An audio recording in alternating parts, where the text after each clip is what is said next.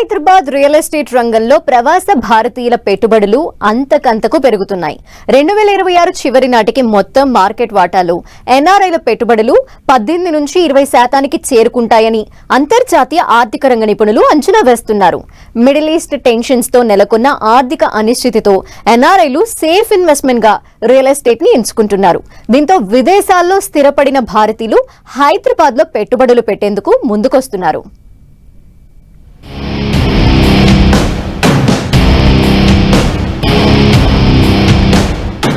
NRI పెట్టుబడులకు ప్రధాన కేంద్రంగా హైదరాబాద్.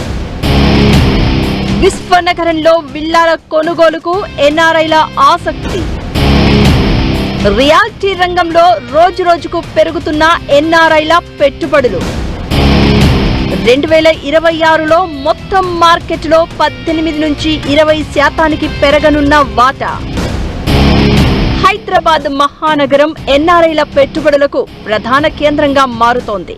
మరి ముఖ్యంగా గ్రేటర్ సిటీలోని పశ్చిమ భాగంలో ఉన్న కోకాపేట్, మోఖీలా, శంకర్పల్లి, తెల్లాపూర్, కొల్లూరు వంటి ప్రాంతాల్లో వెలుస్తున్న premium high rise apartments, luxury villa ప్రాజెక్టులపై ప్రవాస భారతీయులు అధిక ఆసక్తి చూపుతున్నారు.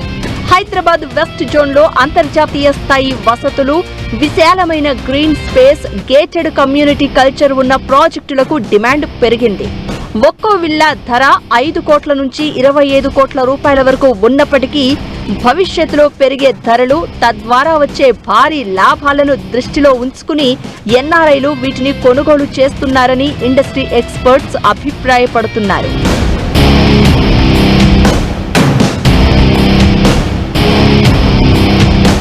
హైదరాబాద్ లో ఫ్లాట్స్, విల్లాలు కొనుగోలు చేస్తున్న వారు కేవలం నివాసం కోసమే కాకుండా సెకండరీ ఇన్కమ్, రిటైర్మెంట్ ప్లానింగ్ లో భాగంగా కూడా ఈ పెట్టుబడులు సాగుతున్నాయి. రూపాయి విలువలో హెచ్చుతగ్గులు, భారత ప్రభుత్వ డిజిటలైజ్ రిజిస్ట్రేషన్ ప్రక్రియ వల్ల పారదర్శకత పెరగడం ఎన్ఆర్ఐలలో నమ్మకాన్ని మరింత పెంచిందని ఇండస్ట్రీ ఎక్స్పర్ట్స్ చెప్తున్నారు.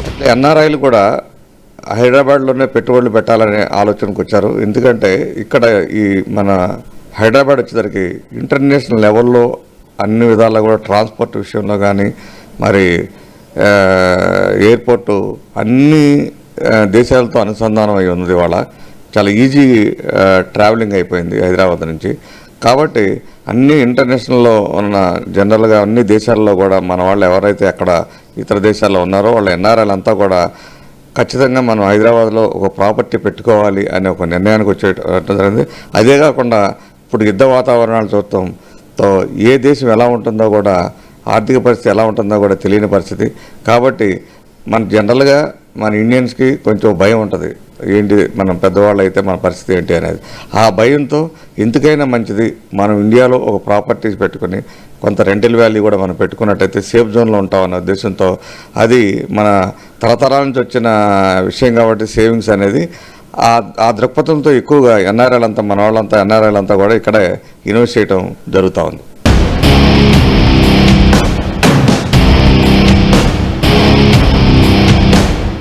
గతంలో కేవలం అపార్ట్మెంట్ల కొనుగోలుకు మాత్రమే పరిమితమైన ఎన్ఆర్ఐలు ఇప్పుడు విలాసవంతమైన విల్లాలు, ఇంటిగ్రేటెడ్ టౌన్షిప్ల వైపు మొగ్గు చూపుతున్నారు. దీనివల్ల హైదరాబాద్ రియాలిటీ ఎస్టేట్ గ్రాఫ్ దేశంలోని ఇతర మెట్రో నగరాల కంటే వేగంగా వృద్ధి చెందుతోంది. వచ్చే 2 ఏళ్లలో ఎన్ఆర్ఐల పెట్టుబడులు మరింత పెరిగే అవకాశం ఉందని రియల్ ఎస్టేట్ రంగ నిపుణులు అంచనా వేస్తున్నారు. దుబాయ్ అవనండి, లేకపోతే మిగతా మరి ఇరాన్ చుట్టుపక్కల ఉన్న దేశాలతో అన్నీ కూడా మరి వాళ్ళ అన్ని ప్రమాదకరంగా తయారైంది. కాబట్టి ఒకప్పుడు దుబాయ్ మరి నిన్న మొన్నటి వరకు కూడా దుబాయ్ అనేది టూరిజం ప్లేసు.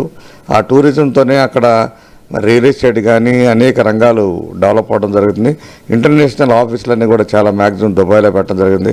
ఇవాళ దుబాయ్ నుంచి మన ఇండియాకి తరలించడం జరుగుతూ ఉంది. ఇవాళ అక్కడ ఉన్న ఆఫీసులు కూడా తరలించాలన్న ఆలోచనకు రావటం, అట్లాగే ఇవాళ ఇక్కడ రియల్ ఎస్టేట్ కూడా మరి ఈ యుద్ధ కారణంతో రేటు పెరగడంతో అయితేనేమి, లేకపోతే ఇతర దేశాల వాళ్ళు కూడా ఇక్కడికే వచ్చి ఇంటర్నేషనల్ ఆఫీసులన్నీ కూడా ఇక్కడే పెట్టాలన్న ఆలోచనతో అయితేనేమి మరి హైదరాబాద్లో మరి రియల్ ఎస్టేట్ అభివృద్ధి చెందడానికి అవకాశాలు ఎక్కువ ఉన్నాయి.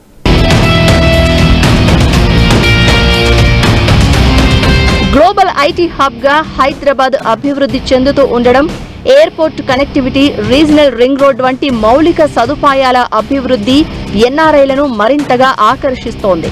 విదేశీ గడ్డపై సంపాదించిన సొమ్మును స్వదేశంలో ఆస్తిగా మార్చుకోవాలనే ఆకాంక్ష రియల్ ఎస్టేట్ రంగానికి కొత్త ఊపిరులు అందిస్తోంది.